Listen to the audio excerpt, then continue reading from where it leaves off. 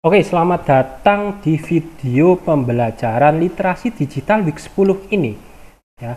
Jadi week 10 ini teman-teman akan belajar ya di video ini belajar mengenai cloud computing, Internet of Things, artificial intelligence sama big data. Oke, bersama saya Miftah, ya Pak Miftah. Jadi saya dosen teknik informatika. Itu bagi yang belum kenal. Oke, topiknya sekitar 4 ini ya teman-teman: cloud computing, Internet of Things, artificial intelligence atau AI, dan big data. Nah, kita ke cloud computing dulu. Jadi cloud computing ini adalah ya pengiriman berbagai layanan melalui internet. Ya, jadi layanan-layanan ini itu tersedia di internet, teman-teman. Ya, namanya aja awan. Ya, sempat kita tren ya, sempat kita populer itu kejadian yang viral itu ya di pada waktu perhelatan di Lombok itu ya. Jadi ada yang namanya cloud engineer. Jadi gimana caranya hujan itu tidak turun begitu kan, atau dialihkan. Ya, nah itu cloud engineer dalam segi dunia nyata. Tapi kalau cloud computing ini teman-teman ya mirip-mirip. Jadi kita tidak punya secara fisik. Ya, barangnya itu tidak ada barang halus, software, ya halus, barang halus, begitu kan. Nah, barang ini kita tidak punya secara fisik, namun kita punya secara maya, di dunia maya, begitu teman-teman. Contohnya apa, Pak? Contohnya penyimpanan data, server, basis data, jaringan, dan perangkat lunak. Contoh paling gampangnya gini, teman-teman, sekarang untuk media penyimpanan, ya itu teman-teman bisa gunakan Google Drive, ya G Drive. Jadi teman-teman tanpa harus punya hard disk atau SSD, ya teman-teman bisa menyimpan apapun di G Drive. Enak kan? Ya. Jadi kalau saya misalkan saya punya video pembelajaran, saya taruh di G Drive. Saya taruh dokumen-dokumen penting di G Drive tanpa ya ada dokumen itu di laptop saya. Bayangkan saya bisa menghemat sekitar 1-5 GB. Ya, cukup saya taruh di online, di G Drive. Saya bisa mengakses dari komputer manapun, di lokasi manapun, dan kapanpun. Enak kan? Nggak punya fisik, tapi secara maya. Begitu juga dengan basis data, database. Misalkan ada basis data itu adalah kayak semacam tempat penyimpanan sebuah data, itu juga bisa. Dan perangkat lunak juga bisa, teman-teman. Jadi kita bisa punya server. Server itu anggapannya PC ya, teman-teman. PC itu tidak harus punya fisiknya server PC secara real. Kita cukup beli server maya, begitu. Kita bisa beli, kita bisa sewa di sana, teman-teman. Enak kan? Tanpa kita harus menyediakan ruang AC sendiri. Ya, kita tanpa harus memperdulikan listriknya bayar berapa. Apakah nanti aman ketika mati listrik? Ya, nah macam-macam cloud computing ini banyak. Misalkan email yang teman-teman sekarang gunakan yaitu Guaya, ya kan? Terus ada storage yang tadi saya jelaskan. Ya, terus kemudian kita bisa membuat dan testing apps. Ya, anggapannya seperti website. Ya, kita tidak harus menyimpan di laptop, kita cukup menaruh website tersebut di cloud. Beres. Terus analyzing data juga bisa. Dan audio dan video streaming. Nah, ini juga bisa. Misalkan podcast. Ya kan? Atau YouTube. Ya kan, atau Instagram.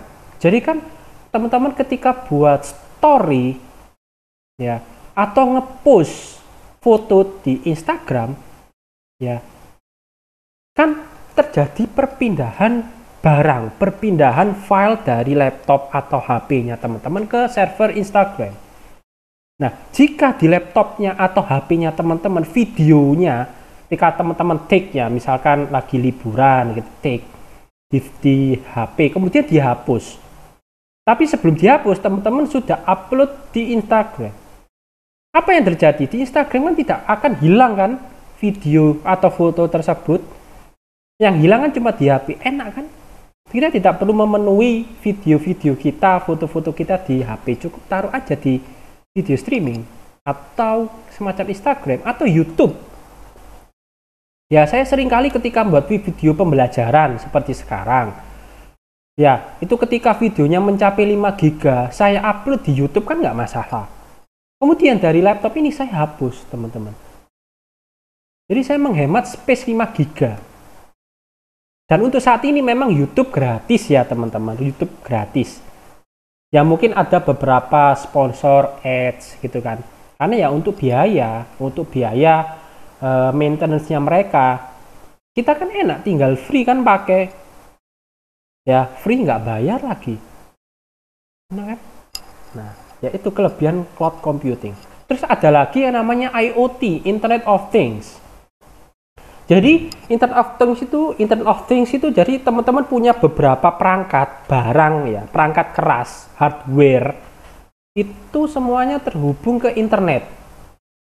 Tujuannya apa? Tujuannya untuk mengumpulkan berbagai data, seperti mengirimkan data, menerima instruksi atau perintah. Gitu. Maksudnya apa, Pak? Maksudnya ini, teman-teman. Contohnya smart home. Jadi saya itu kalau di rumah saya, itu saya punya perangkat IoT. Jadi di akuarium saya. Jadi akuarium saya itu kan ada ikan dan ada tumbuhan. Kalau ikan kan butuh makan, kalau tumbuhan dia itu butuh cahaya lampu untuk fotosintesis. Nah, sedangkan saya itu kerja 8 sampai 10 jam, teman-teman. Jadi saya tidak bisa mengkontrol akuarium saya. Nah, untuk itu saya punya perangkat yang sudah saya setting jam atau sudah saya konekkan ke internet. Ya, jadi ketika memang sudah jadwalnya makan siang, ikan juga perlu makan ya. Itu ada semacam automatic feeder, teman-teman. Jadi makan otomatis, jadi pemberian makan ikan otomatis. Jadi saya bisa memberikan makan otomatis tiap jam-jam tertentu. Begitu juga dengan lampu, karena tumbuhan itu kan butuh lampu. Jadi saya bisa menghidupkan lampu akuarium itu dari HP saya, teman-teman. Atau saya juga punya lampu ya di rumah, itu saya bisa on off kan dari kantor, misal dari ruangan ubaya saya, ruangan dosen ubaya. Begitu. Enak, jadi bisa saya pantau, oh ini misalkan sudah waktunya malam, jam 7 malam harusnya lampunya nyala. Ya sudah, ketika belum nyala ya saya nyalakan dari kantor. Selesai. Atau misalkan kalau saya lagi liburan, misalkan liburan di Lombok gitu kan. Jadi saya nggak perlu bingung apakah rumah saya nanti gelap gulita atau lampunya nyala terus. Jadi saya bisa on off kan dari Lombok, rumah saya di Surabaya. Enak, itu adalah IoT. Kemudian ada lagi smart cities. Ya, jadi misalkan kalau di Belanda, ya di Belanda atau kalau nggak Prancis itu sudah mengaplikasikan smart city, teman-teman. Jadi smart city itu banyak sekali. Misalkan kita itu mengetahui, misalkan jalan ini itu lagi macet atau tidak, gitu. Terus kalau misalkan ada jalan ya, jalan itu biasanya kan bisa dibuat parkir. Nah, kita bisa tahu bahwa daerah mana, jalan mana yang parkirnya itu lagi full atau lagi kosong.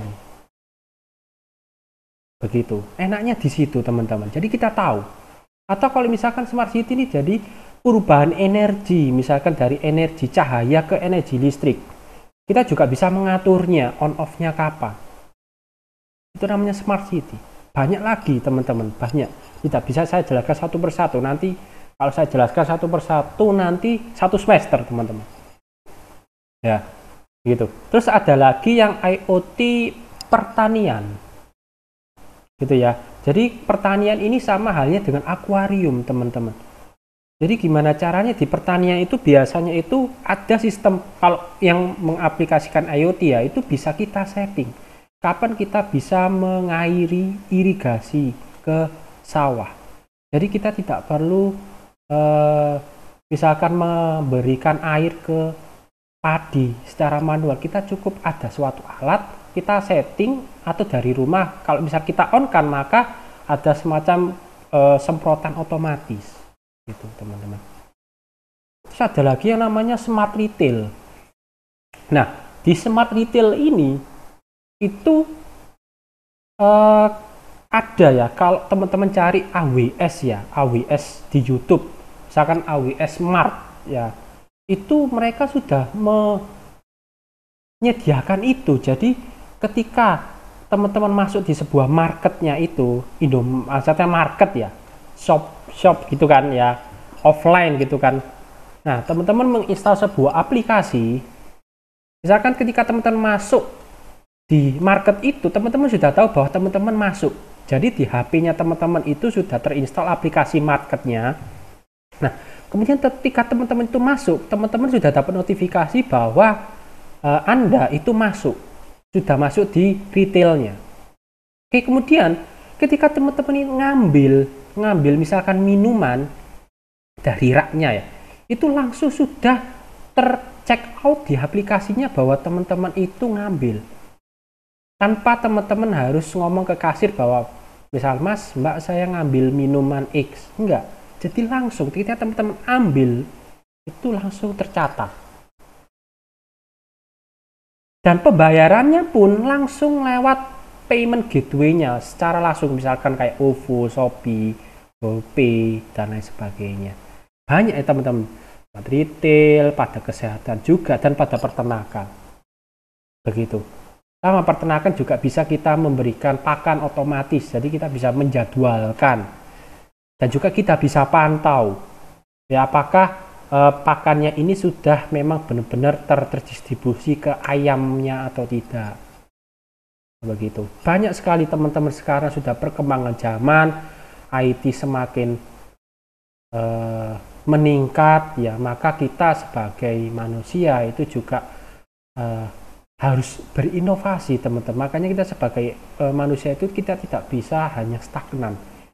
Pasti ada inovasi-inovasi. Zaman saya dulu tidak ada teman-teman otomatis, IoT, cloud computing, ya semua serba manual. Saya memberikan makan ikan di akuarium saya itu, saya bingung kalau ketika saya berada di luar kota atau dinas, siapa yang memberi makan ikan saya? Saya tinggal misalkan 3 hari kan nanti kelaparan. Begitu. Begitu juga dengan tanaman-tanamannya. Tanaman yang ada di akuarium maupun tanaman yang ada di depan rumah, siapa yang menyiraminya? Kalau nggak disirami selama 3-7 hari kan kadangkala kan layu teman-teman kalau tidak ada hujan. Oke. Nah, kemudian ada lagi AI. Nah, AI ini memungkinkan komputer dan mesin meniru persepsi, pembelajaran, pemecahan masalah, kemampuan pengambilan keputusan dari pikiran manusia. Jadi AI ini kayak semacam tiruan teman-teman. Tiruan dari pikiran manusia. Begitu. Nah, contohnya apa Pak? Misalkan speech ini ya, recognition. Jadi ada speech to text. Jadi ketika saya ngomong, pastikan teman-teman punya Google Voice di HP-nya ya, kalau misalkan pakai Android. Kalau misalkan di iPhone kan ada Siri gitu kan. Nah, ketika teman-teman mengucapkan saya mengaplikasikan di HP saya ngomong bahwa tolong buka facebook.com. Nah, ternyata tiba-tiba si Android-nya saya itu membuka browser dan facebook.com. Jadi tahu kata-katanya. Atau misalkan saya lagi males nulis di Word, saya ketikkan aja saya mau makan. Ya, ketika kemudian tiba-tiba HP saya langsung ngetik saya mau makan. Atau ini, saya juga punya sama ya di akuarium saya. Ketika saya malas on off kan, saya bilang ke HP saya bahwa gini, tolong hidupkan lampu akuarium saya. Maka tiba-tiba ya langsung hidup. Itu sudah kombinasi AI plus IoT teman-teman. Ya, saya ngucapkan nyalakan lampu, dikenali oleh device saya, AI, kemudian IoT-nya juga bekerja. Jadi ketika ada misalkan logiknya ketika ada lampu on, maka hidup. Begitu juga dengan ini, remote suara TV, ya jadi kita tahu bahwa kecilkan, gedekan, nah pasti dia akan volumenya meningkat dan teman-teman bisa baca sendiri di sini. Oke, kemudian ada lagi image, ya pengenalan. Jadi kita tahu bahwa sekarang sudah ada produk-produknya seperti ini, misalkan sistem sidik jarinya teman-teman pakai fingerprint.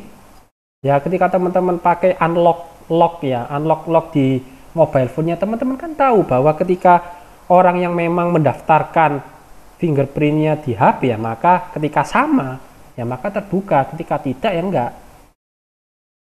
Ya kan? Terus sama lagi ini mobil tanpa pengemudi yang sekarang Tesla gitu kan. Jadi kan Tesla kan juga pengenalan image teman-teman. Jadi di depannya itu sudah ada kayak semacam video juga itu objek-objek mobil atau objek-objek orang. Jadi ketika di depannya itu ada mobil, maka mobilnya itu berhenti. Jika tidak ada mobil di depannya, maka dia melanjut maju. Nah, seperti itu teman-teman. Sekarang sudah eranya era perkembangan teknologi informasi. Jadi kita di semua ilmu disiplin, nggak hanya teknik informatika ya, kebetulan saya itu dosen teknik informatika, nggak hanya di teknik informatika teman-teman. Di disiplin lain, misalkan teknik elektro, kedokteran pun sekarang sudah menggunakan, ya kan, dan lain sebagainya. Itu semua ilmu disiplin itu kita tidak bisa hanya mengenalkan hanya satu ilmu, pasti kita juga harus berkolaborasi. Namanya aja manusia ya teman-teman, manusia kan makhluk sosial. Kita juga saling tolong menolong, dan juga saling tolong menolong dalam ilmu disiplin, menggabungkan ilmu-ilmu lainnya menjadi satu kesatuan. Terus ada lagi di sini robot, iRobot ini. Jadi sekarang sudah ada AI robot untuk menentukan ukuran ruangan. Jadi misalkan ada robot masuk, terus tahu bahwa ruangan ini itu panjang, lebar, tingginya itu berapa. Terus tahu bahwa di depannya itu ada sebuah rintangan atau enggak, misalkan ada tembok, berarti kalau ada tembok ya belok. Begitu. Terus ada lagi sekarang yang kayak penyedot debu kan teman-teman, kan sudah ada sekarang penyedot debu otomatis. Jadi saya belum punya sih, tapi sering lihat dan teman saya juga sudah punya dan sempat pasang di story Instagram. Dia punya robot penyedot debu. Jadi tahu ketika di depannya ada tembok ya belok. Ketika ada debu ya dihisap. Ya, teman-teman. Oke, terus ini ada big data. Namanya dia big data ya teman. Jadi kumpulan data yang sangat besar.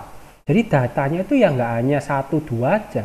Misalkan mahasiswa ya nggak ada 1-500 mahasiswa, tapi jutaan teman-teman datanya. Karena semakin lambat, bukan semakin lambat laun, semakin tumbuh, semakin dari waktu ke waktu, itu datanya itu semakin besar. Dan tidak akan semakin kecil. Gitu ya. Ya misalkan sekarang manusia kan semakin bertambah, ya kan? Atau misalkan Instagram teman-teman, pasti paling enggak kan, misalkan hari ini hanya satu post, 1 bulan lagi kan mungkin aja nambah 1 atau 2 kan? Itu hanya 1 orang, belum kalau misalkan pengguna Instagram itu jutaan orang. Bagaimana data tersimpan di Instagram itu? Pasti sangat besar kan? Begitu. Ya, nah salah satu contohnya itu adalah bisa pasar saham dan sosial media. Nah, pasar saham ini memang benar-benar saham ya, benar-benar trading ya, bukan trading yang ala Crazy Rich abal-abal itu ya, yang Indra Kents atau Binomo itu ya, jangan sampai ya, teman-teman. Nah, ini memang trading di saham beneran. Nah, kalau di NYC ini, New York Stock Exchange ini, dia menghasilkan sekitar 1 tera data trading baru per hari. Ini masih belum apa-apa sih, 1 tera ya menurut saya sudah banyak ya teman, 1 tera tiap hari, sebulan, setahun. Nah yang mencengangkan itu sosial media teman-teman. Facebook itu menghasilkan 500 terabyte per hari. Bayangkan teman-teman, per hari 500. Coba sih saya lihat SSD-nya, HDD teman-teman di laptop berapa? Nyampe 500 tera? Itu sehari teman-teman. Bayangkan sebulan, setahun, bahkan video saya di Facebook yang dari zaman tahun 5 tahun yang lalu itu masih ada, nggak dihapus oleh Facebook.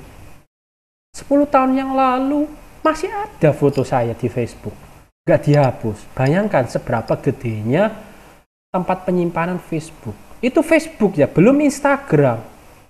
Bayangkan Instagramnya teman-teman coba, apalagi yang selebgram, artis-artis itu. Ya, postingannya aja bisa 100 post, 200 post, itu satu akun. Belum kalau punya second account, itu satu orang, belum kalau jutaan orang, dikalikan aja teman-teman. Nah, kalau saya rasa pasti lebih dari 500 tera itu per hari ya. Bayangkan manajemen datanya bagaimana. Itulah big data. Jadi semakin hari semakin bertambah teman-teman. Ya, kalau kayak teman-teman misalkan hari ini kuliah, misalkan terus di-post di story atau nge-post di postingan ya. Satu, terus seminggu lagi misalkan teman-teman liburan atau Sabtu Minggu keluar sama doinya, di-post. Nambah lagi tempat penyimpanannya. Oke, nah kemudian ada tugas untuk teman-teman. Jadi ini tugas individu ya. Carilah implementasi topik di bawah ini yang sesuai dengan bidang studi teman-teman. Misalkan teknik informatika ya teknik informatika, elektro ya elektro. Tapi misalkan teknik industri ya semua hampir ada teman-teman penggunaannya. Nah itu silahkan cari implementasi topiknya. Salah satu ya, atau semuanya boleh ya. Salah satu boleh, semuanya boleh. Tapi ringkasannya yang singkat ya. Kalau satu persatu singkat, kalau satu itu banyak. Ya minimal 1 halaman lah teman-teman ya. Itu minimal ya 1 halaman. Kalau ada foto ya berarti 2 halaman atau 3 halaman. Gitu. Carilah implementasi ini ya. Kemudian buatlah ringkasan mengenai implementasi tersebut. Oke, sekian dari video ini dan terima kasih dan salam sehat untuk semuanya.